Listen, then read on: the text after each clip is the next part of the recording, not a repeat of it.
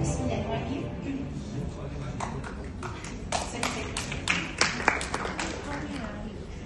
Yang dihormati founder Pabigo Datuk Miranda founder G100 Network Zulkifli Syafie, Puan Najla,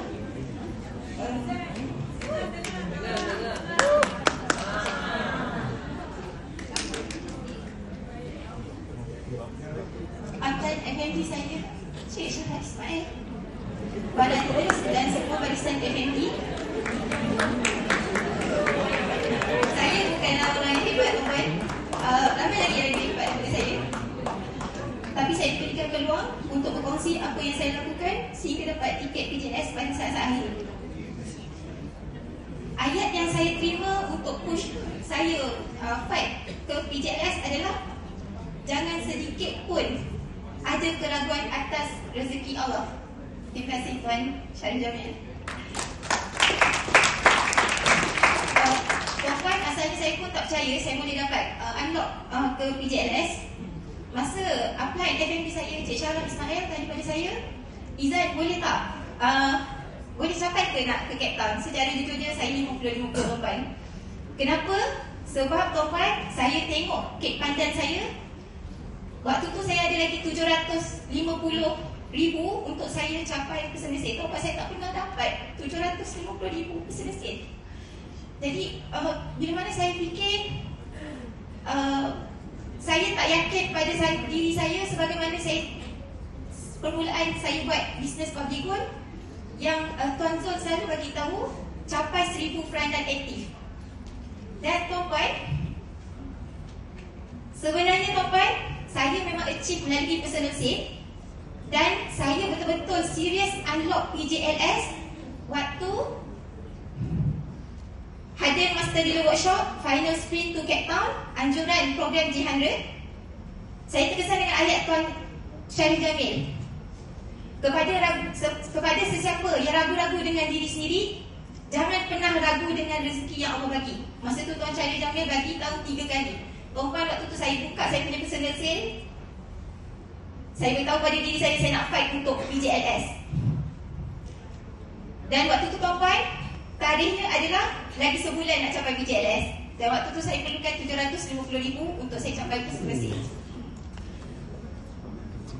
Dan tuan-tuan, apa yang saya buat, saya tak pernah dapat dibayar, sejujurnya. Apa saya buat tuan-tuan? Saya jumpa achiever. Terima kasih banyak. Saya nak ucapkan terima kasih banyak siapa yang berkongsi. Terima kasih banyak siapa-siapa yang terima kasih banyak kepada para achiever yang berkongsi kepada saya. Saya guna tuan-tuan. Saya dapat asbab saya dapat customer lock 150 gram. Asbab itulah saya dapat capai terus pergi ke PJLS.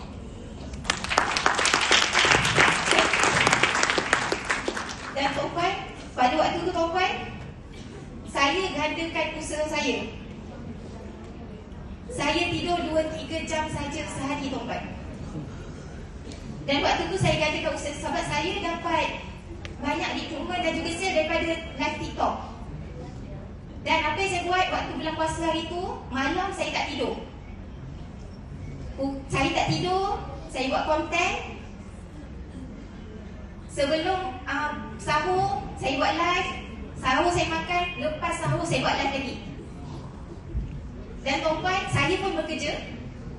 Waktu rehat saya tidur, tuan-tuan, saya ulang proses yang sama. Malam pun saya buat live lagi tuan-tuan. Untuk apa? Untuk saya nak fight PJLS. Dan tuan-tuan, usaha tidak mengkhianati hasil. Tuan-tuan, Allah nampak setiap usaha kita. Percaya sebelum berjaya. Keywords dia adalah tuan-tuan, jangan pernah ragu-ragu pada diri sendiri tuan-tuan. Matematik Allah lain dengan matematik manusia. Dan Allah nampak setiap usaha kita. Allah akan bagi kepada sesiapa dekat dalam ni. Kita sama-sama fight untuk Budapest tuan-tuan. Saya doakan semua dekat dalam ni kita achieve untuk capai PJLS Budapest tuan-tuan. Dan sama-sama kita fight. Jangan kepada sesiapa yang saya ulangkan semula ayat Tuan Isri kepada semua. Jangan pernah ragu pada diri sendiri tuan-tuan. Jangan pernah ragu tuan-puan. Buat sehabis baik, buat sampai Allah kesian tuan-puan. Saya sampai tahap tuan-puan, saya buat live tu, anak-anak saya baring atas lantai tuan-puan.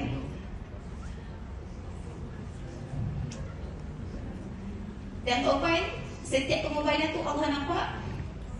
Teruskan usaha tuan-puan. See you in Budapest. Terima kasih. Terima kasih.